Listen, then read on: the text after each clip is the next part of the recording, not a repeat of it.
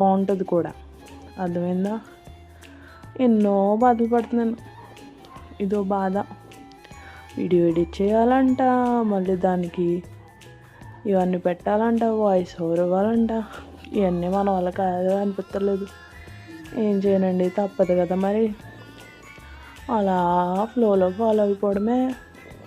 ఏం చేస్తాం, ఏదో ఒకటి ఉండాలి కదా ప్రాణానికి. అందుకని ఈ ఉప్మాగోలు మొదలెట్టాను. ఉప్మా కోసం 2 గ్లాసుల నూక తీసుకోవాలి. నూక తీసుకున్న తర్వాత 2 గ్లాసులు కొలత వేసుకోవాలి. కొలత వేసుకున్న తర్వాత ఆ కొలతతో నీళ్ళు తీసుకోవాలి. 2.5 గ్లాసులు వాటర్ వేసుకోవాలి. అప్పుడే ఆ ఉప్మాకి టేస్ట్ వస్తుంది అన్నమాట. అర్థమైందా మీకు నేను చెప్పేది? లాగ్ చేసేస్తుంది పిల్ల, లాగ్ చేసేస్తుంది అనుకోకండి. మీరు ఎలా చేస్తే బాగుంటుందని నేను చెప్తున్నాను అన్నమాట. అయ్యయ్యో, చెప్పడం మర్చిపోయాను, ఉప్పు వేయడం మర్చిపోకండి.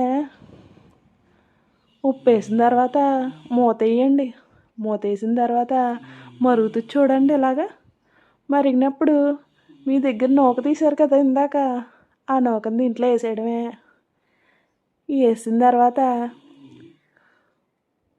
కలిపేసి లో ఫ్లేమ్లో పెట్టి ఒక 5 నిమిషాల పాటు లేదా 10 నిమిషాల పాటు వదిలేయండి.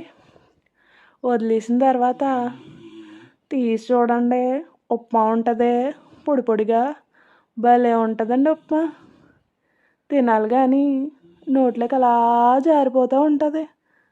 ఉప్మా నేను తింటాను కానండి, ఈ మధ్యలో వచ్చేస్తుందండి. అందుకే ఉప్మాని స్కిప్ చేస్తానండి. డైటింగ్ చేద్దామంటే ట్రై చేస్తున్నానండి, కానీ డైటింగ్ నా వల్ల కావట్లేదండి బాబు. చూసేయండి, ఉప్మా రెడీ అయిపోయింది. వీడియో నచ్చితే లైక్ చేసి సబ్స్క్రైబ్ చేయండి.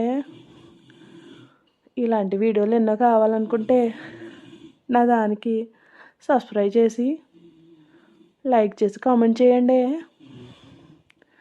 వాయిస్ బాగోపోతే ఏమనుకోకండి, ఏదో ట్రై చేశాను. Bye bye.